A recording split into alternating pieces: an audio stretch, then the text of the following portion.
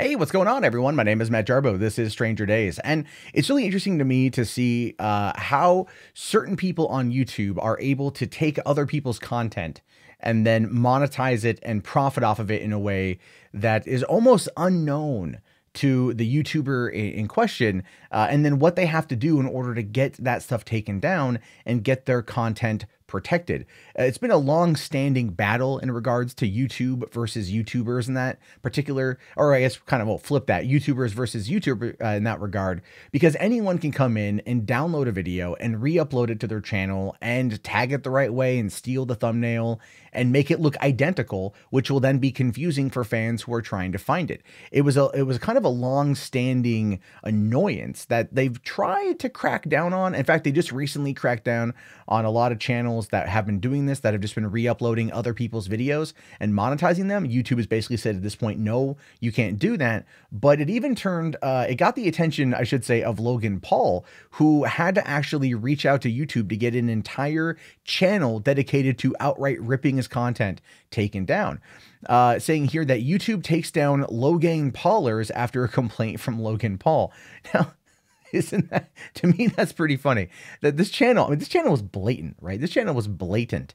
LogangPaulers trying to rip off both Logan Paul and Jake Paul's brand name, or their army, so to speak. I thought it was very interesting here. It says here that popular YouTuber Logan Paul, who recently announced her support to PewDiePie in the latter battle against T-Series, had to call YouTube out publicly in order to get a channel banned over blatant copyright infringement. The fan-based YouTube channel, the LogangPaulers, alleged by Logan to have re-uploaded their videos and earned money. In fact, this is the tweet right here. He says, like, look, this message comes with love. Please hear me out. Now, he says, dear YouTube, I try very hard to not be a creator who publicly complains about issues I'm having with the platform. Well, I mean, considering his issues with the platform almost a year ago, one could argue that is a true statement. But this channel re-uploads every one of our videos, frame for frame, thumbnail for thumbnail, with no title and no repercussions. They're monetizing videos. I specifically made a point to demonetize an age gate and submitted a copyright complaints over 48 hours ago, and have patiently waited for the video channel to be removed, as its violation of the rules is so evidently clear, but as of now, no action has been taken. This particular video has more traction and soon will have more views than the original video on my main channel. Now, let's be kind of fair here. That is probably what more of this is about, is the fact that the video that has not been age gated, which means it cannot be searched for, and is being monetized, is going to have more views. And when you see the title of the video and you get the content of the video, you will understand why it's been age gated.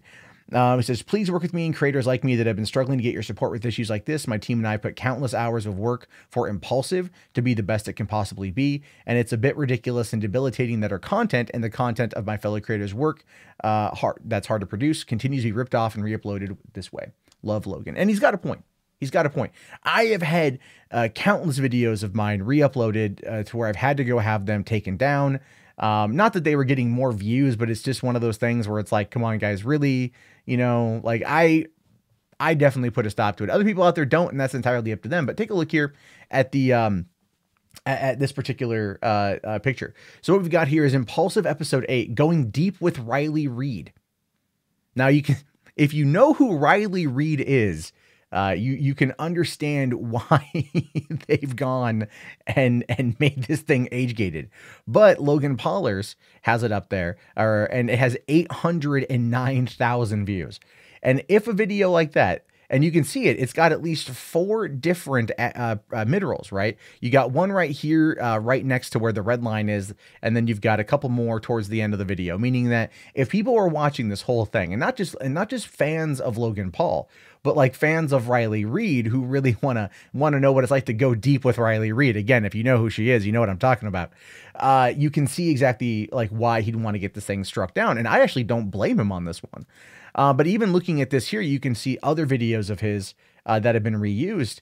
All the Impulsive episodes have been up there, and I'm pretty sure all of those have been age gated, probably due to content. And these are, you know, we're looking about an hour long per video. So the audience retention level is going to be high. They're monetized with multiple ad breaks. The LogangPaulers have probably been making an absolute shitload of money off of this. Now, whether or not they get to keep it based upon him trying to strike it down, I have no idea. But it really is interesting to take a look and see that they have this many views based upon all this theft. And but also look at the dates of the upload here. 1 week, 5 days, 3 days, 2 days, 1 day.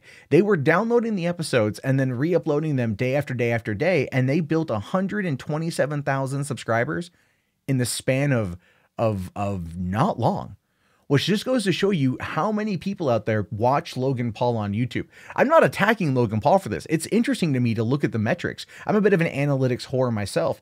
So to look at these metrics and these analytics, it shows you just how much sway or how much pull Logan Paul has in regards to everything here on the platform. Now, going back over to the website, they did actually respond.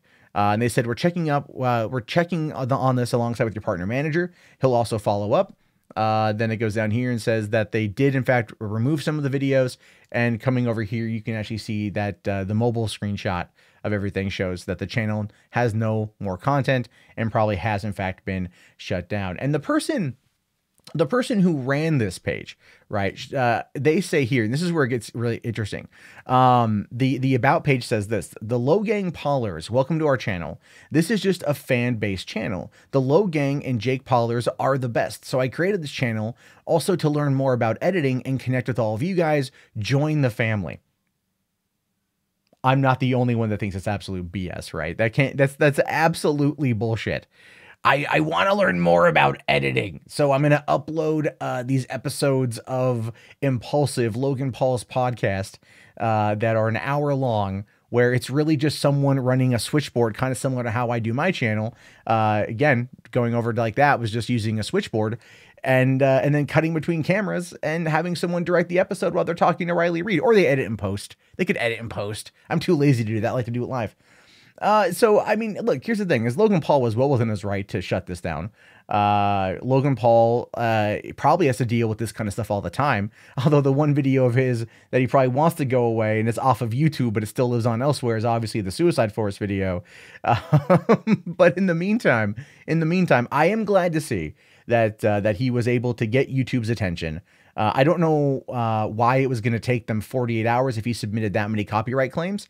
Probably the reason for that, though, is it does get caught in a queue, and it just goes to show you there is no, no matter where you fit in the YouTube ecosystem, there's probably no specific pecking order for who gets the attention. Although on Twitter, he clearly is going to be able to get the attention because he'll put it out there, and a lot of people are going to be retweeting it and talking about it and making it making it known. But that being said, again, I am glad to see that the copyright system is being used for the right reasons. For the right reasons, not maliciously, not because you've got an ego, none of that shit, but for the right reasons. But anyway, I leave it to you guys. What are your thoughts on this? Do you think that he should have just taken it and like use it as free promotion, or is he in the right to take it down? Again, these are questions that I have, and there will be varied answers and opinions for both. But if you guys want to support the channel, please toss it a thumbs up. Go ahead and type in copyright in the chat so I know you guys made it. Subscribe to the channel, and if you do want to financially support it, you can always head on over to subscribestar.com/mundanemat, which is the new Patreon alternative. Unfortunately, I am leaving Patreon at the end of the month, and this is where I will be hanging my hat from the time out. As you can see, we got a whole bunch of new perks here that will be going into effect in January. And again, I really appreciate you guys watching and paying attention. My name is Matt Jarbo. This has been Stranger Days. Have yourself a great day, and peace out.